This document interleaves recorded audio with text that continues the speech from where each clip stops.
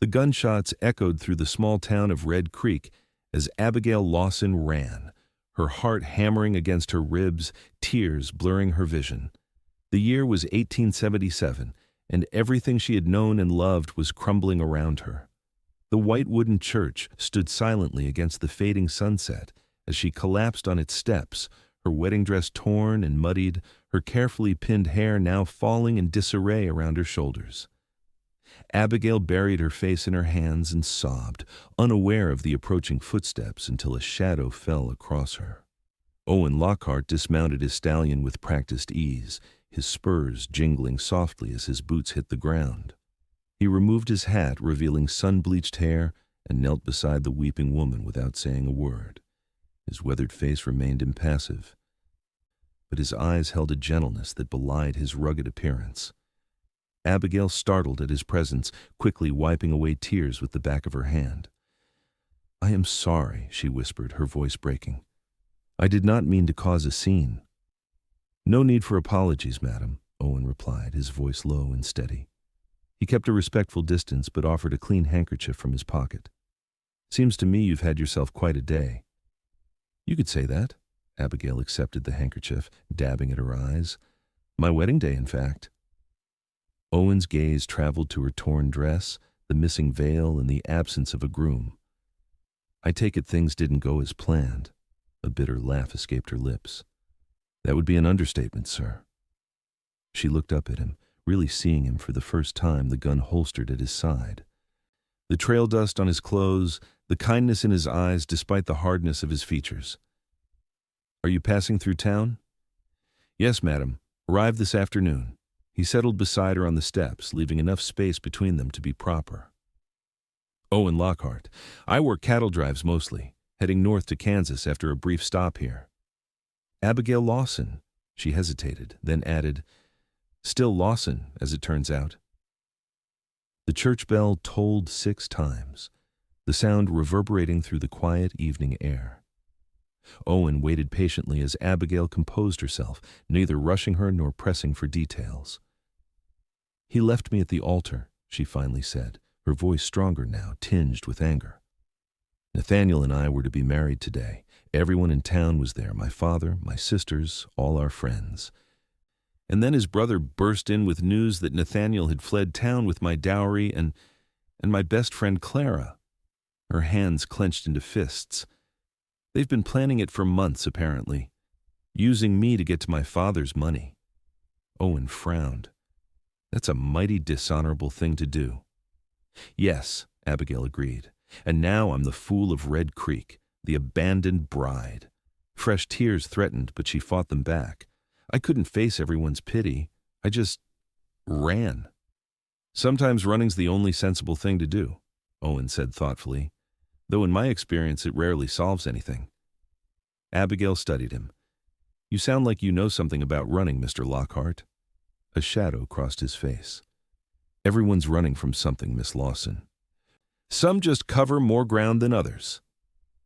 The setting sun cast long shadows across the church steps, turning the white wood golden. From down the street came sounds of the saloon coming to life for the evening piano music, raucous laughter, the occasional shout. "I should go home," Abigail said, though she made no move to stand. "My father will be worried." "Would you like me to escort you?" Owen offered, rising to his feet and extending a hand. Abigail hesitated. "That's kind, but I've caused enough gossip for one day. Being seen with a stranger would only add fuel to the fire." "Fair enough," Owen nodded, understanding the ways of small towns all too well. He returned his hat to his head. "If you're certain you'll be all right." "I've survived worse than a broken heart and wounded pride, Mr. Lockhart." Abigail stood, brushing dust from her ruined dress. "Though I appreciate your concern." Owen tipped his hat respectfully. "Should you need anything during my stay in town, I'll be at the boarding house on Main Street, Mrs. Peterson's place." "I know it well," Abigail replied. "My aunt owns it." Owen smiled for the first time, a warm expression that transformed his face. "Then I suspect our paths may cross again, Miss Lawson." "Perhaps they will," she said, returning his smile tentatively. Thank you for the kindness you've shown a stranger today. Sometimes strangers are the easiest to talk to, Owen said. No history, no expectations, just two people sharing a moment in time. Abigail nodded, feeling strangely comforted by his words. Good evening, Mr. Lockhart. Good evening, Miss Lawson, he replied, watching as she gathered what remained of her dignity and began walking toward the residential part of town, her wedding dress gathering dust from the street. Owen stood by his horse for a long while, watching until she disappeared around a corner. Only then did he mount up and ride slowly toward the boarding house, unaware that his brief encounter on the church steps would alter the course of his life forever. The next morning dawned clear and bright, the summer sun heating the small town quickly. Abigail had barely slept, tossing and turning as she replayed the humiliation of the previous day. Her father had been understanding, her younger sisters supportive, but nothing could erase the shame she felt. After dressing in a simple blue dress, she pinned her hair severely back and steeled herself to face the town. Her father's general store wouldn't run itself, and hiding away would only give people more to talk about. Taking a deep breath, she walked downstairs to find her father already at breakfast. You don't have to go in today, Abby, Thomas Lawson said gently. At 55, his hair was more gray than brown, his face lined with the hardships of raising 3 daughters alone after his wife's death a decade earlier. I do, Father, Abigail insisted. Hiding won't help anything. Thomas nodded, pride evident in his eyes. You're just like your mother, facing things head on. Besides, Abigail added, pouring herself coffee, the monthly shipment arrives today. You'll need help with inventory. True enough. Thomas folded his newspaper. Well, if you're certain, we should head out soon. The walk to the general store took them past the church, and Abigail found her steps slowing as they approached it. The events of yesterday seemed both distant and painfully immediate. She was so lost in thought that she nearly collided with someone exiting the boarding house. Pardon me, Miss Lawson, a familiar voice said. Abigail looked up to find Owen Lockhart standing before her, freshly shaved and dressed in clean clothes, though still unmistakably a cowboy. Mr. Lockhart, she acknowledged, aware of her father's curious gaze. Father, this is Mr. Lockhart. He assisted me yesterday when I was upset. Mr. Lockhart, my father, Thomas Lawson. The two men shook hands, sizing each other up as men often do. Appreciate your kindness to my daughter, Thomas said gruffly. Yesterday was difficult for our family. Any decent man would have done the same, Owen replied. I'm sorry for the circumstances. Thomas nodded, then glanced at Abigail. I'll go ahead and open up. Come along when you're ready. He continued down the street, giving them a moment of privacy. How are you this morning? Owen asked once Thomas was out of earshot. As well as can be expected, Abigail replied, though I admit I'm dreading facing everyone. Owen glanced down the street where several townspeople were already starting their day, some openly staring in their direction. People will talk, then forget when something more interesting comes along. Always the way. You seem well acquainted with small towns for a man who doesn't stay in one place. I grew up in one, Owen said, before I took to the trail. He hesitated, then asked, Would it be improper to call on you, perhaps tomorrow evening?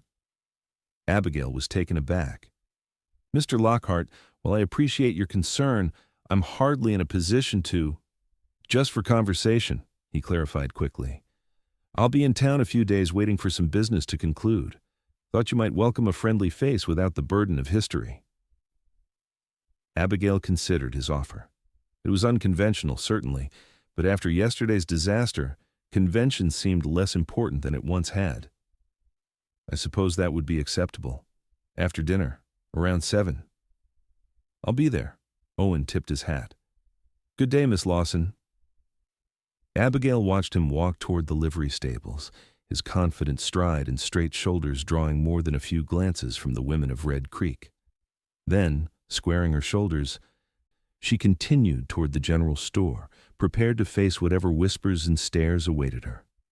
The day was as difficult as she'd anticipated. Customers came in more than usual, she noted bitterly, their eyes filled with curiosity and pity.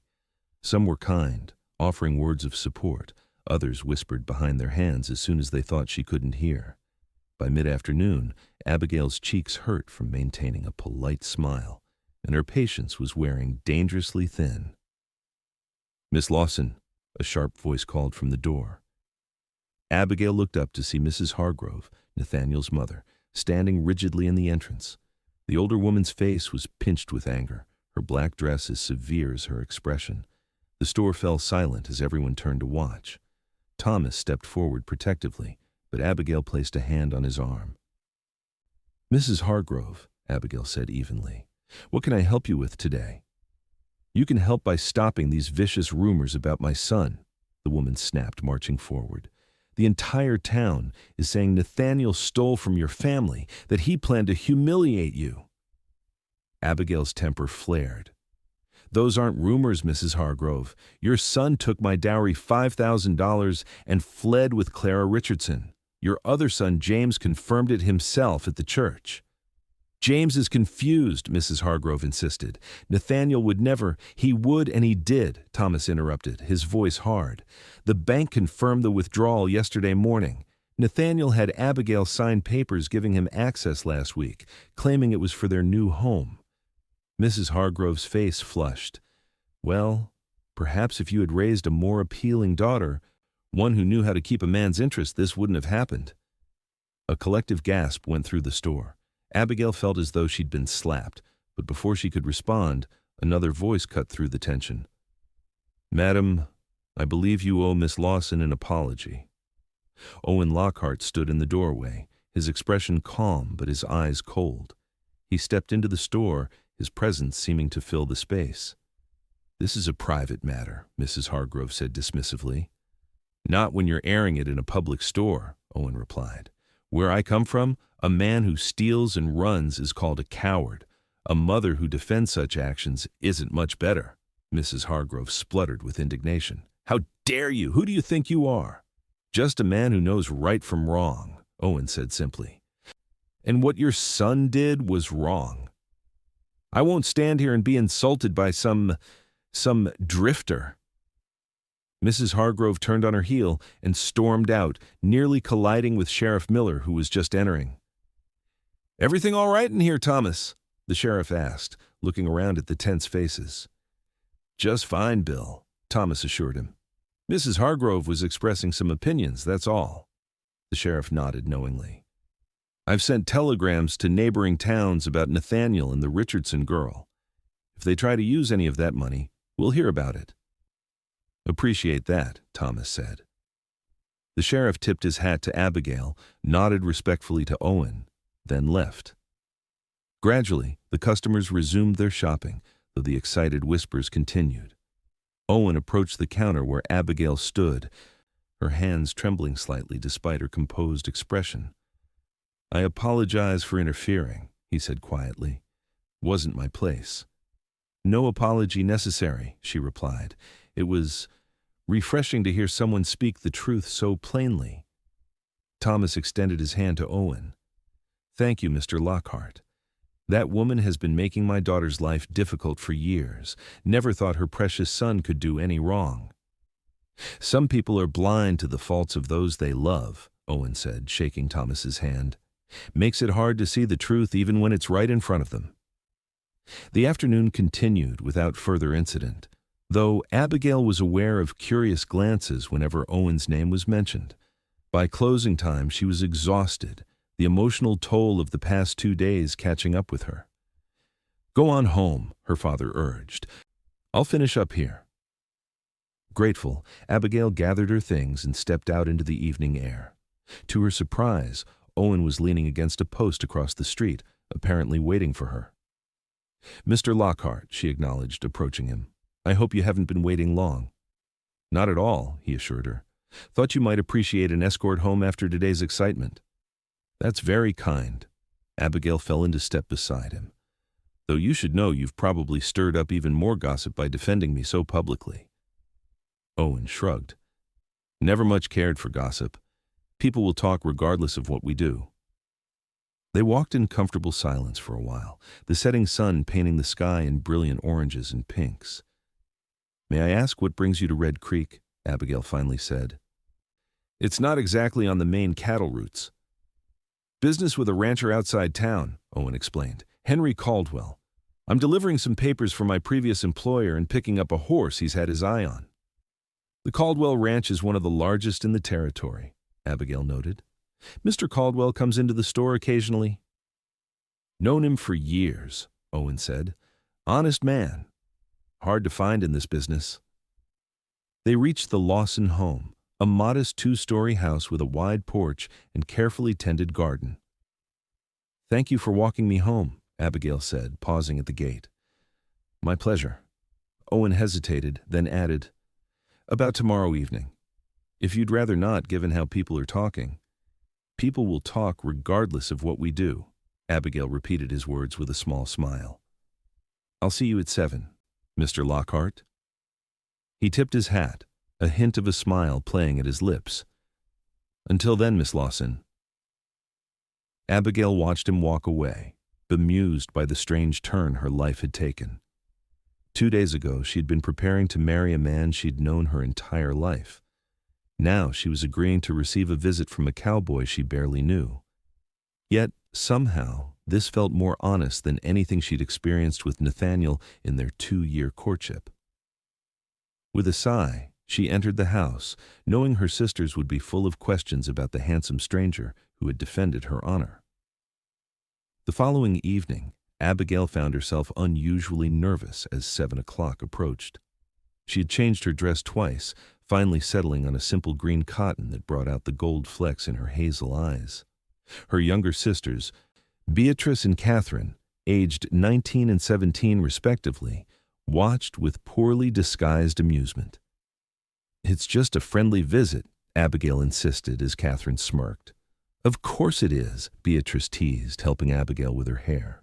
"That's why you're fussing more over your appearance now than you did before your almost wedding."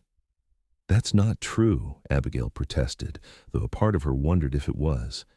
Had she been so certain of Nathaniel's affection that she'd grown complacent? Or had she simply never felt the nervous anticipation that Owen Lockhart's imminent arrival stirred in her? The knock at the door came precisely at 7. Thomas answered it, and Abigail heard the rumble of male voices before her father called her name. Taking a deep breath, she descended the stairs to find Owen standing in the parlor, hat in hand, looking surprisingly at ease. "Good evening, Miss Lawson," he greeted her, his eyes warm as they took in her appearance. "Mr. Lockhart," she replied, aware of her sisters peeking from the dining room. "Shall we sit on the porch? It's such a pleasant evening." With Thomas's approval, they settled into the rocking chairs on the front porch, the summer evening wrapping around them like a comfortable blanket. Fireflies were beginning to appear in the garden, their tiny lights blinking on and off in the gathering dusk.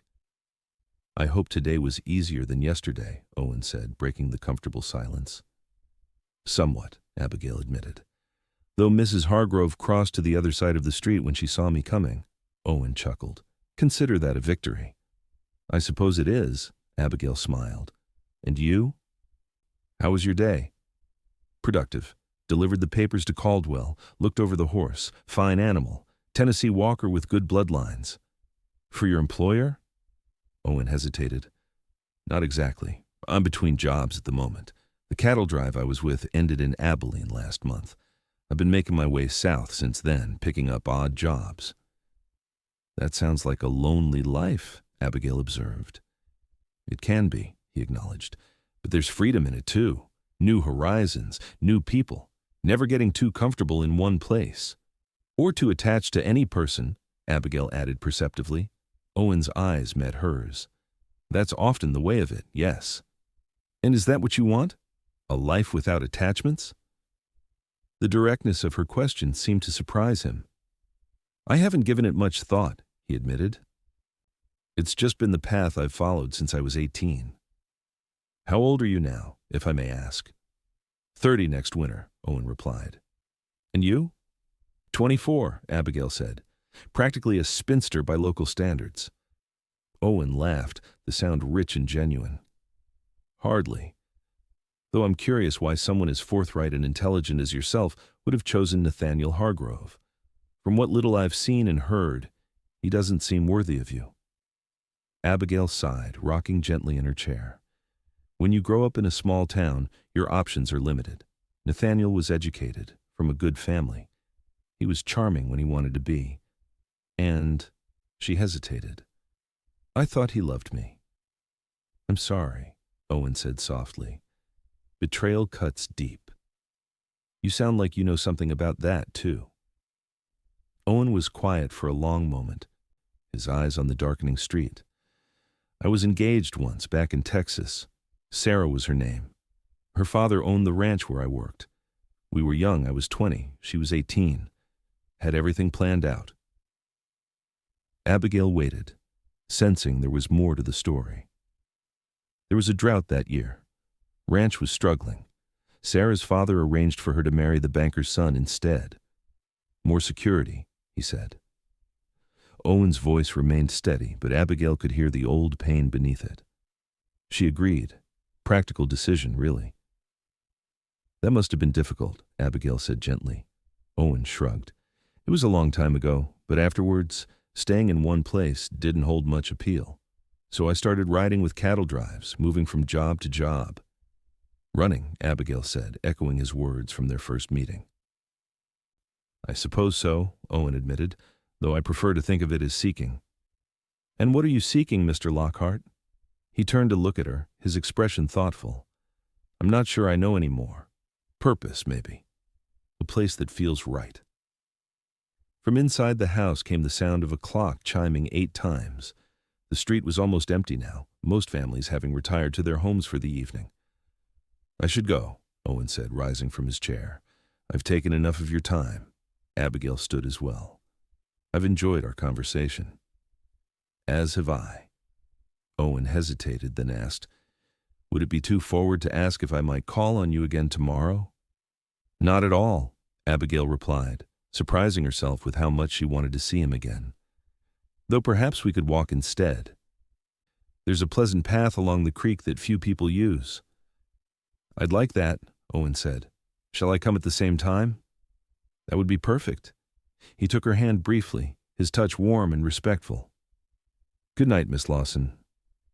Good night, Mr. Lockhart. As she watched him walk away, Abigail realized she was smiling. For the first time since Nathaniel's betrayal, she felt something other than hurt and anger. It was a small feeling, fragile as a butterfly's wing, but undeniably present. Hope. Over the next week, Abigail and Owen fell into a pattern. Each evening at 7, he would arrive at her home, and they would walk along the creek, talking until darkness fell. Sometimes they would sit on a fallen log watching the water flow by as they shared stories of their lives. Other times they walked in comfortable silence, simply enjoying each other's company. Abigail learned that Owen had grown up on a small farm in East Texas, the middle son of 5 children. His father had died when he was 15, leaving him to help support the family. He'd worked odd jobs, eventually finding his way to ranch work, which led to his life on the trail. In turn, she told him about growing up in Red Creek, about losing her mother to influenza when she was 14, and about her dreams of someday seeing more of the world than just this small corner of the territory. I've always wanted to see the ocean, she confessed one evening as they sat watching the sunset from a small hill overlooking the town. Mother used to describe it to me. She grew up in Maryland, near the Chesapeake Bay. She said there's nothing like the sight of endless water meeting the sky. She was right, Owen said. I saw the Gulf of Mexico once, down near Galveston. Makes a man feel small, but in a good way. Puts things in perspective. Will you go back to Texas after you finish your business here? Abigail asked, trying to keep her voice casual, though the question had been weighing on her mind. Owen was silent for a moment. That was the plan, he finally said. But plans change. Their eyes met, and something unspoken passed between them. Abigail's heart quickened as Owen's hand found hers, his fingers intertwining with her own. It was the first time he'd held her hand for more than a brief moment, and the contact sent warmth spreading through her. "Abigail," he said softly, using her given name for the first time. "I know we've known each other only a short while, but—" A shout from the direction of town interrupted him. They both turned to see a rider galloping up the road, heading for the sheriff's office. "Something's happened," Abigail said, rising to her feet. "We should go back." They hurried down the hill toward town, where people were already gathering outside the sheriff's office.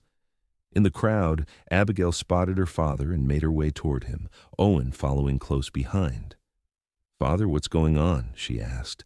Thomas's face was grim. "Stagecoach was robbed about 10 miles east of town. Driver was shot, 2 passengers injured." "How terrible," Abigail gasped. "Do they know who did it?" "3 men, masked," Thomas replied. "Sheriff's organizing a posse to go after them." Owen's expression had turned serious. "I'll offer my help," he said. "I know that country pretty well from riding with Caldwell." Thomas nodded approvingly. "They could use a good tracker." Abigail felt a sudden chill. "But it's dangerous," she protested, looking at Owen. "These men have already killed once." "All the more reason they need to be stopped," Owen said gently. "I've dealt with worse." Before she could argue further, Sheriff Miller emerged from his office, addressing the gathered townspeople. "I need volunteers," he announced. "Men who can ride hard and shoot straight. We're heading out at first light." Several men stepped forward, including Owen. As the sheriff gave instructions, Abigail stood to the side, watching with growing anxiety. What had begun as a peaceful evening had suddenly turned into something frightening and uncertain. When the meeting broke up, Owen came to where she waited, his expression apologetic. "I'm sorry about this," he said. "Not how I planned our evening to end." "Please be careful," Abigail said, unable to hide her concern. "I will." Owen hesitated, then added, "What I was trying to say earlier, before we were interrupted. I care for you, Abigail. More than I expected to. More than might be sensible, given how short a time we've known each other." Abigail's heart raced at his words. "I feel the same," she admitted softly. Owen's eyes brightened. "Then I have even more reason to return safely," he said. "We'll continue our conversation when I get back." "I'll hold you to that promise," Abigail replied.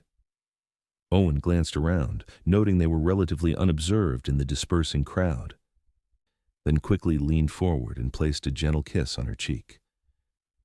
"Until I return," he whispered. As he walked away to join the sheriff and the other volunteers, Abigail touched her cheek where his lips had been, a mix of emotions swirling within her, fear for his safety, joy at his declared feelings, and a new worry that had begun to form. What if he didn't come back? The posse departed at dawn the next morning. Abigail, who had barely slept, watched from her bedroom window as 15 men rode east out of town, Owen among them. His tall figure and distinctive bay horse were easy to pick out even from a distance. The day passed slowly. Abigail went through the motions at the store, helping customers and managing inventory, but her mind was elsewhere. By evening, the entire town was on edge, waiting for news. It came shortly after sunset. A rider appeared, slumped over his horse, and people rushed to help him dismount. It was young Sam Wilson, the blacksmith's son, his arm bandaged and his face pale with pain and exhaustion. Abigail and her father hurried to the doctor's house where Sam had been taken. They found him sitting up in bed drinking water while Dr. Warren examined his wound. "What happened?" Thomas asked. "Where are the others?" Sam winced as the doctor prodded his arm. "We tracked them to an abandoned homestead about 20 miles east," he reported. "They were holed up there dividing the money from the stagecoach. Sheriff wanted to wait for nightfall, but they must have spotted us, started shooting." "Was anyone hurt besides you?" Abigail asked, dreading the answer. "Pete Davis took a bullet in the leg," Sam said. "Not too bad. No one else was hit, but it was chaos. Horses bolting, guns firing. The robbers scattered. Sheriff split us into 3 groups to go after them." "And Owen Mr. Lockhart?" Abigail couldn't stop herself from asking. Sam looked thoughtful. "He went with the sheriff and 3 others after the leader. headed north toward the canyon country. Sheriff sent me back to report and get my arms seen too. Said the rest would return once they'd caught the gang. That's rough country up there, Thomas said with concern. Easy to get lost if you don't know it well. Lockhart seemed to know where he was going, Sam assured them. Kept pointing out tracks none of the rest of us could see. Sheriff was mighty impressed. This provided Abigail some comfort, though worry still gnawed at her. The canyon lands were notorious for flash floods, rattlesnakes, and steep drops that could prove fatal to horse and rider alike. The next day dragged by with excruciating slowness. By mid-afternoon, 6 more members of the posse had returned, including Pete Davis, who was taken straight to the doctor's house with a bullet wound in his thigh. They reported capturing one of the robbers, who was now locked in the town jail under the deputy's watch. But there was still no sign of the sheriff, Owen, or the other men who had gone after the leader of the gang. As evening approached, Abigail found herself once again on the church steps where she had first met Owen, her hands clasped in prayer. The irony wasn't lost on her. A week ago she had sat here crying over Nathaniel's betrayal, and now she was praying for the safe return of a man she had known for only days, yet cared for far more deeply. "Miss Lawson?" Abigail looked up to see James Hargrove, Nathaniel's younger brother, standing awkwardly nearby. At 22, James had always lived in his brother's shadow, quieter and more thoughtful than the charming Nathaniel. "James," she acknowledged, surprised to see him. The Hargroves had been avoiding the Lawsons since Mrs. Hargrove's outburst in the store. "May I join you?" he asked hesitantly. Abigail nodded, moving slightly to make room on the step. They sat in silence for a moment before James spoke. "I wanted to apologize," he said, his voice low, "for what my brother did, and for my mother's behavior." "You have nothing to apologize for," Abigail said. "You weren't responsible for their actions." "I knew," James admitted, shame evident in his voice. "I knew Nathaniel was planning something with Clara. I heard them talking once, about 2 months ago. I should have warned you." Abigail stared at him, a flicker of the old pain resurfacing. "Why didn't you?" James looked down at his hands. "He's my brother. I thought I could convince him to change his mind, to do the right thing." He sighed heavily. "I failed, and you were hurt because of it." Abigail was quiet for a long moment, processing this new information. Finally she said, "Thank you for telling me the truth. It couldn't have been easy." "No," James agreed, "but it was necessary." He glanced at her curiously. "You seem different, Abigail. Less shattered than I expected." A small smile touched her lips. "Life takes unexpected turns, James.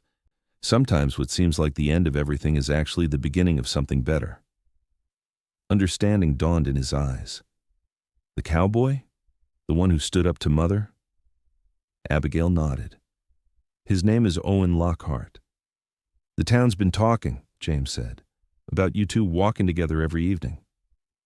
"I'm sure they have," Abigail replied, unsurprised. "Are you fond of him?" "Yes," Abigail said simply. "Very much so."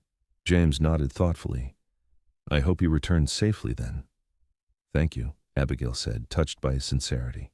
They sat in companionable silence as the sun sank lower in the sky. Finally, James rose to leave. "If there's ever anything I can do," he offered, "to make amends for my family's behavior." "Just being honest was enough," Abigail assured him, "though perhaps you could stop by the store sometime. Father always liked you." James smiled, the first genuine smile she'd seen from him in weeks. "I'd like that." After he left, Abigail remained on the steps, watching as lanterns were lit throughout the town, golden squares of light appearing in windows as families gathered for dinner. She thought about going home, where her father and sisters would be waiting, but couldn't bring herself to leave just yet. The sound of hoofbeats drew her attention. A group of riders was approaching from the east, moving slowly.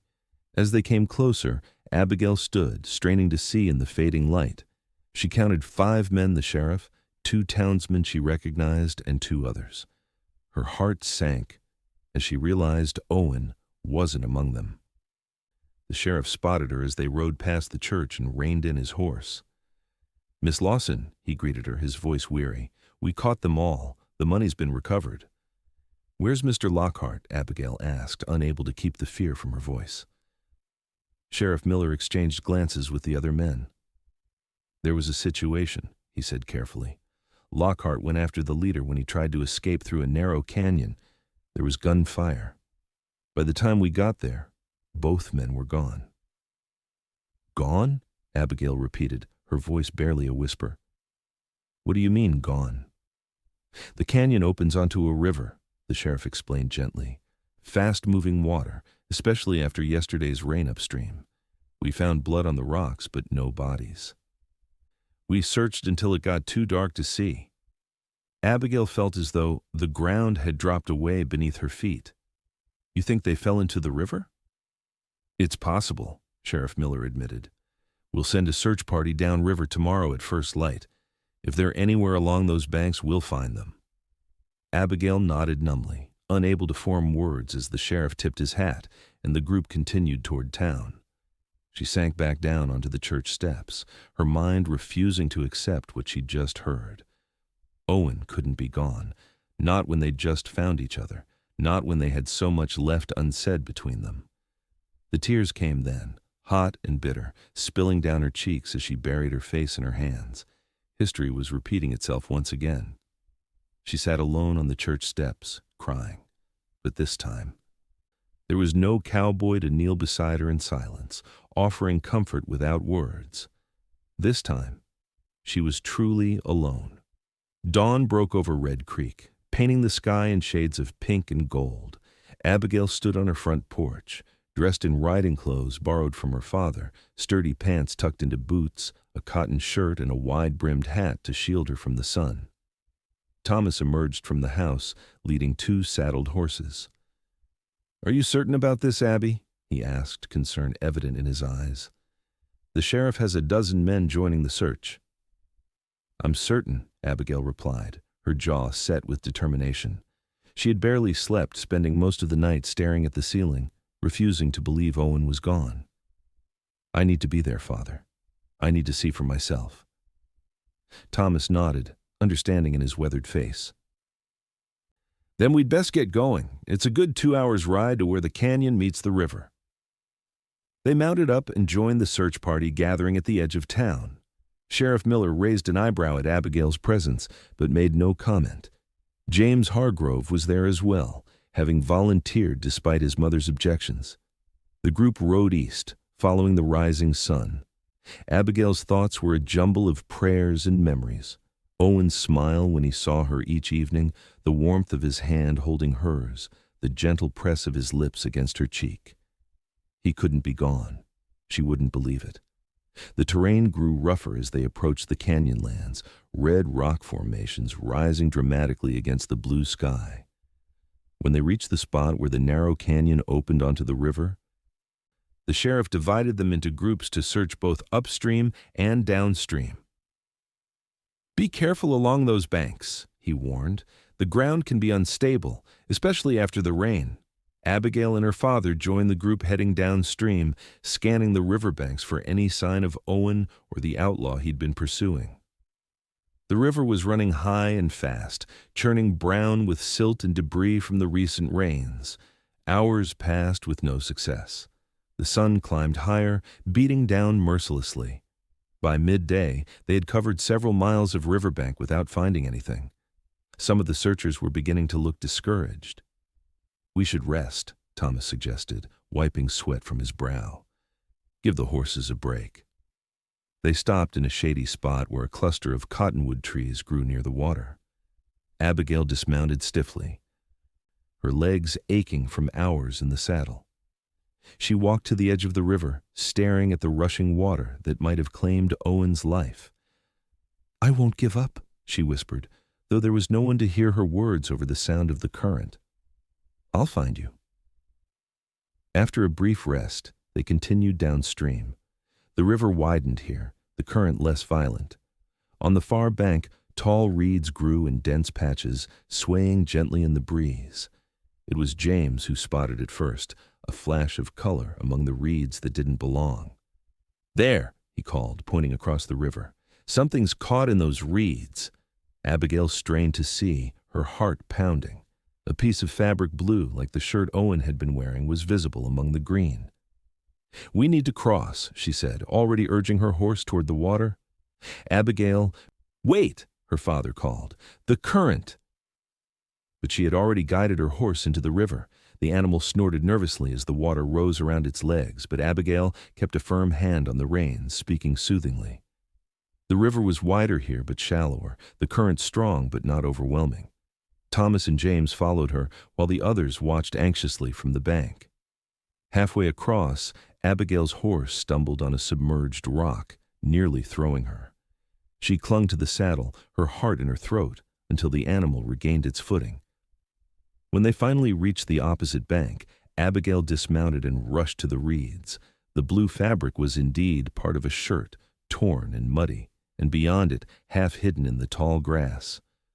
"Owen!" she cried, dropping to her knees beside the still form. He lay face down, one arm outstretched, his clothes soaked and covered in mud. For one horrible moment, Abigail thought they were too late. Then she saw the slight rise and fall of his back as he breathed. "He's alive," she called to the others, her voice breaking with relief. "Father, help me."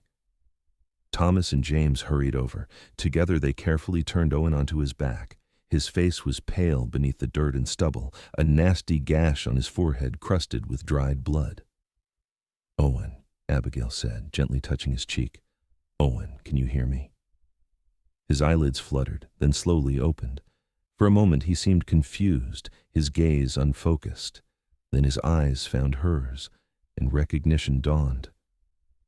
"Abigail?" His voice was a hoarse whisper. "Am I dreaming?" "No," she said, tears of relief spilling down her cheeks. "I'm here." "You're safe now." Owen tried to sit up, wincing with pain. The outlaw. "Don't worry about that now," Thomas said firmly. "We need to get you to a doctor." "I got him," Owen insisted weakly. "Shot him as we went over the edge into the river. Current took us both. Last thing I remember is grabbing onto something, a branch, I think, and pulling myself to shore." James had been examining Owen's leg and now looked up with concern. "His ankle's badly swollen. Might be broken." "We'll need to make a stretcher," Thomas decided. "James, ride back and let the others know we found him. Tell them to send someone for the doctor to meet us in town." As James mounted his horse and splashed back across the river, Abigail cradled Owen's head in her lap, stroking his hair away from the wound on his forehead. "I thought I'd lost you," she whispered, not caring that her father could hear. "When the sheriff said you'd gone over the edge." Owen's hand found hers, his grip weak but reassuring. "Told you I'd come back," he murmured. "I had a conversation to finish." Abigail laughed through her tears. "Yes, you did." Thomas pretended to be busy cutting branches for a makeshift stretcher, giving them a moment of privacy. "I meant what I said," Owen told her, his eyes holding hers despite his obvious pain and exhaustion. "I care for you, Abigail, more than I can say." "And I care for you," she replied softly. "More than makes any sense given how short a time we've known each other." A smile touched Owen's cracked lips. "Sometimes the heart knows what it wants, even when the mind thinks it's being foolish." "Is that what your heart is telling you?" Abigail asked. "It's telling me that for the first time in 10 years, I don't want to keep moving," Owen admitted. "It's telling me I've found something worth staying for." Before Abigail could respond, the rest of the search party arrived, having crossed the river after receiving James's news. With many hands to help, they soon had Owen secured on a stretcher made from branches and blankets. The crossing back was tricky, but they managed it by having men on horseback pull the stretcher across on ropes, while others swam alongside to keep it stable. Once on the eastern bank, they began the journey back to Red Creek, moving as quickly as they could without jostling Owen too badly. Abigail rode beside the stretcher, unwilling to leave his side. By the time they reached town, the sun was setting. A crowd had gathered, word having spread that the missing cowboy had been found alive. Dr. Warren was waiting at his house, and Owen was carried inside for examination. Abigail paced anxiously outside the doctor's room, while Thomas went home to inform her sisters that they were safe. After what seemed an eternity, Dr. Warren emerged, wiping his hands on a cloth. "How is he?" Abigail asked immediately. "Lucky," the doctor replied. "Very lucky. The head wound is superficial, though it gave him a nasty concussion. His ankle is sprained, not broken as we feared. 2 cracked ribs, numerous bruises, and mild exhaustion from exposure. But with proper rest, he should make a full recovery." "Can I see him?" Dr. Warren hesitated, then nodded. Briefly. "He needs rest more than anything." Abigail entered the small room where Owen lay on a clean bed, his ankle bandaged and elevated, fresh stitches closing the gash on his forehead. He looked pale, but infinitely better than he had by the riverside. "The doctor says you'll recover," she said, taking a seat in the chair beside the bed. "Told you I was hard to kill," Owen replied with a weak smile, "though I admit I've felt better." Abigail took his hand, careful of the scrapes and bruises. "You gave us quite a scare." "Gave myself one, too," Owen admitted. "When I went into that water, all I could think was that I might never see you again, never get to finish telling you how I feel." "And how is that?" Abigail asked softly. Owen's eyes held hers, sincere and unguarded. "I love you, Abigail Lawson. I know it's fast. I know it might seem impossible, but I've never been more certain of anything in my life." Abigail's heart soared at his words. "I love you too," she whispered, "and I don't care how fast it is or how impossible it seems. When you went missing, I realized that losing you would hurt far more than Nathaniel's betrayal ever did." Owen squeezed her hand gently. "I don't have much to offer," he said. "I've been a drifter for so long. But if you'll have me, I'd like to stay in Red Creek. Make a life here. With you." "I'd like that very much," Abigail replied, her eyes shining with tears of joy. A discreet knock at the door interrupted them. Dr. Warren poked his head in. "I'm sorry, Miss Lawson, but Mr. Lockhart really needs his rest now." "Of course," Abigail stood reluctantly. "I'll come back tomorrow." "I'll be here," Owen said with a smile. "Not going anywhere for a while, it seems." Abigail bent down, and throwing propriety to the wind, placed a gentle kiss on his lips. "Good night, Owen," she whispered. "Rest well." As she left the doctor's house, the stars were beginning to appear in the darkening sky. Abigail looked up at them, a prayer of gratitude in her heart. A week ago, she had thought her life was over, her future shattered by betrayal. Now she walked home with hope blooming in her chest, her steps light despite the exhaustion of the long day. The days that followed fell into a new pattern. Each morning, Abigail would help at the store until midday, then spend her afternoons at the doctor's house, reading to Owen or simply sitting with him as he regained his strength. By the end of the week, he was able to move to Mrs. Peterson's boarding house, where Abigail's aunt fussed over him like a mother hen, bringing him extra helpings at every meal. 2 weeks after the river rescue, Owen was well enough to walk short distances with the aid of a cane. On a warm Sunday afternoon, they sat together on the boarding house porch, watching the quiet street. "I had a letter from Mr. Caldwell yesterday," Owen mentioned. "He's offered me a position as his foreman." Abigail looked at him in surprise. "That's a considerable responsibility." "It is," Owen agreed, "and a considerable opportunity. The ranch is only 10 miles from town, close enough to visit regularly." "Are you going to accept?" Abigail asked, trying to keep her voice neutral, though her heart was racing with hope. "I'm considering it," Owen said thoughtfully. "It would mean settling in one place, putting down roots. And how do you feel about that prospect?" Owen turned to face her fully. "That depends entirely on you, Abigail." "On me?" she echoed, though she thought she knew what he meant. "I know it hasn't been long," Owen said, reaching for her hand. "Barely a month since we met on those church steps. But I've never been more certain of anything in my life. I love you, and I want to build a future with you." Abigail's breath caught. "Are you asking what I think you're asking?" Owen smiled, his eyes crinkling at the corners. "I don't have a ring yet, and I'm not quite steady enough to kneel properly. But yes, Abigail Lawson, if you'll have me, I'm asking you to be my wife. Joy bubbled up inside her, bright and effervescent. Yes, she said without hesitation. Yes, I'll marry you. Owen Lockhart. His smile widened, and he leaned forward to kiss her. A proper kiss this time, tender and full of promise. When they broke apart, both were slightly breathless. What will people say? Abigail wondered aloud. A month ago I was to marry another man. They'll talk, Owen acknowledged with a shrug. Then they'll forget when something more interesting comes along. Abigail laughed, recognizing his words from their early conversations. You're right, of course. And I find I care far less about their opinions than I once did. When should we tell your father? Owen asked, suddenly looking nervous. He already knows, Abigail admitted, or at least he suspects. He asked me last night if you had honorable intentions. And what did you tell him? That you were the most honorable man I'd ever known, Abigail replied softly. Owen's expression grew serious. I'll do everything in my power to be worthy of that faith, Abigail. I promise you that.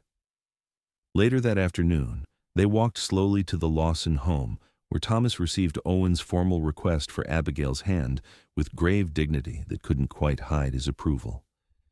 Beatrice and Catherine squealed with delight at the news, immediately beginning to plan the wedding. Nothing elaborate, Abigail insisted, remembering the disaster of her previous wedding plans. Something simple and meaningful. And soon, Owen added, bringing a blush to Abigail's cheeks and a sharp look from Thomas that softened into understanding. They were married 3 weeks later in a small ceremony at the church.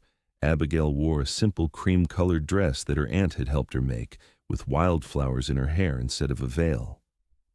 Owen, standing straight and tall without his cane, looked handsome in a new suit, his face clean-shaven and his eyes never leaving Abigail as she walked down the aisle on her father's arm.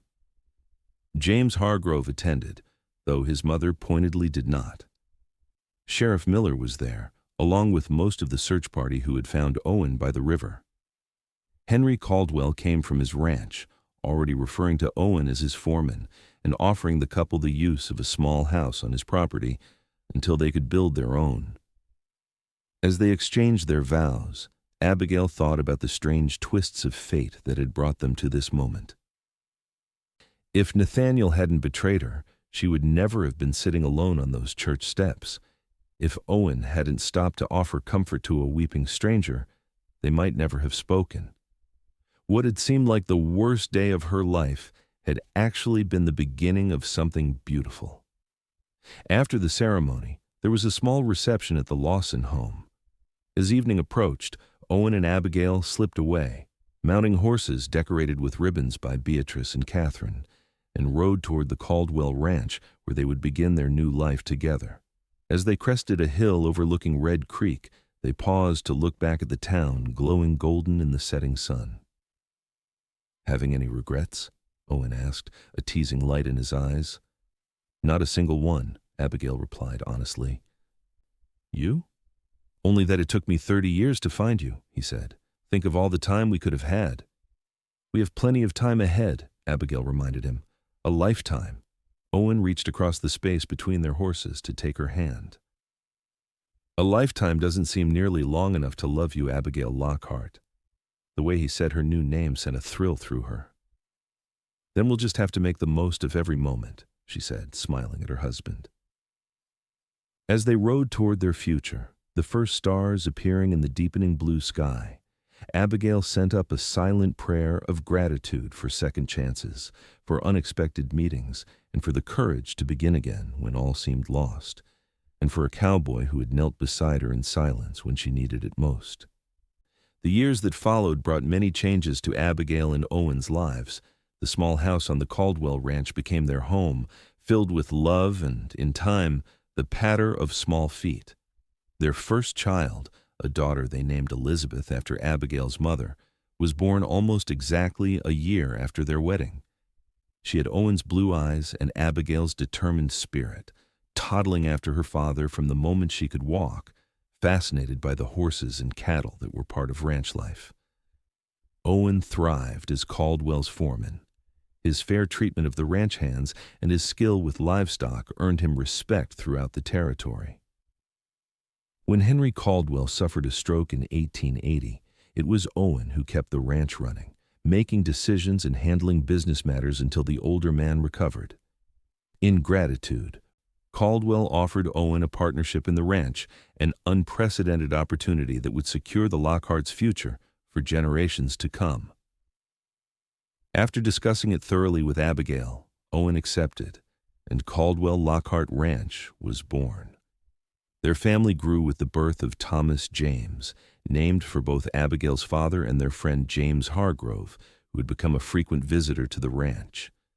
James had a natural affinity with horses and eventually came to work for them, finding in Owen the brother he wished Nathaniel had been. Life wasn't without its challenges. The drought of 1883 nearly devastated the ranch, forcing them to drive their cattle hundreds of miles to find water and grazing. Owen was gone for months, leaving Abigail to manage both home and ranch business in his absence. When he finally returned, thinner and weathered by sun and hardship, their reunion was all the sweeter for the separation they had endured.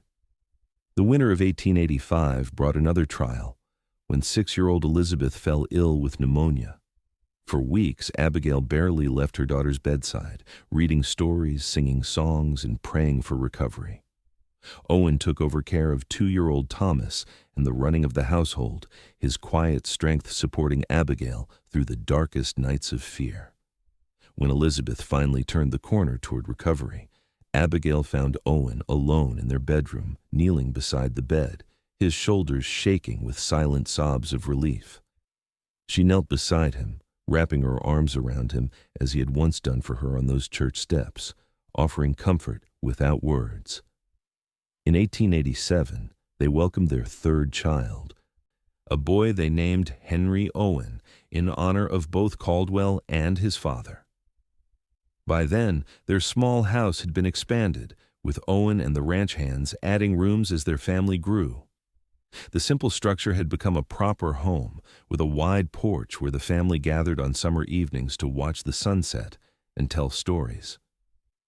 Throughout these years, Abigail and Owen made a tradition of visiting the church steps in Red Creek where they had first met. Each anniversary, they would sit together as the sun set, remembering the tears and silence that had brought them together, marveling at how a moment of despair had led to a lifetime of joy. On their 10th anniversary in 1887, they sat on those steps hand in hand, watching as their children played tag in the churchyard under the watchful eye of Aunt Beatrice, who had married the town schoolteacher and had 2 children of her own. "Do you ever wonder about Nathaniel?" Owen asked quietly. "Where he ended up?" Abigail considered the question. News had reached them years ago that Nathaniel and Clara had been seen in San Francisco, then later in Denver. The stolen dowry long spent, they had apparently fallen on hard times, their relationship strained by poverty and recrimination. "Sometimes," she admitted, "not with regret, but with a kind of gratitude. His betrayal led me to you." Owen squeezed her hand. "I've often thought the same. Had you married him, I would have ridden through Red Creek without stopping.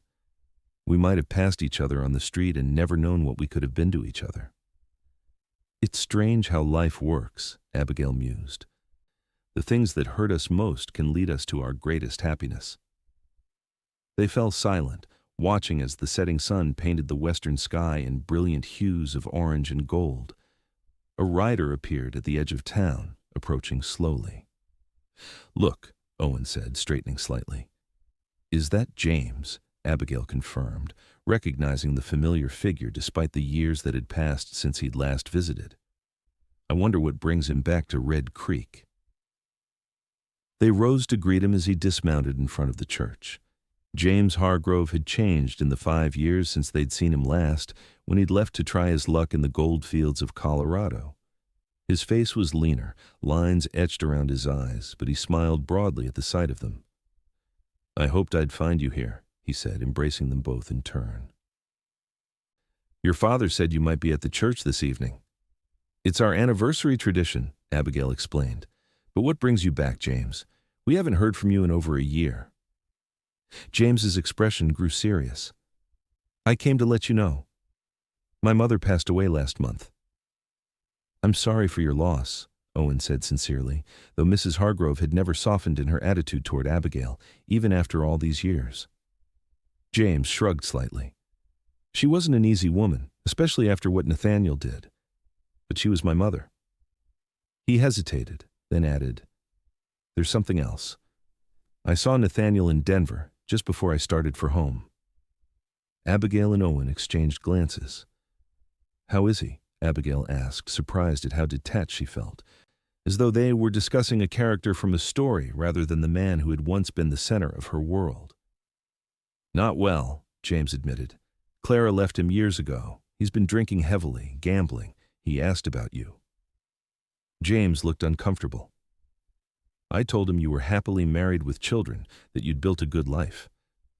"And how did he take that?" Owen asked, his arm slipping protectively around Abigail's waist. "He cried," James said simply. "Said it was the biggest mistake of his life, letting you go."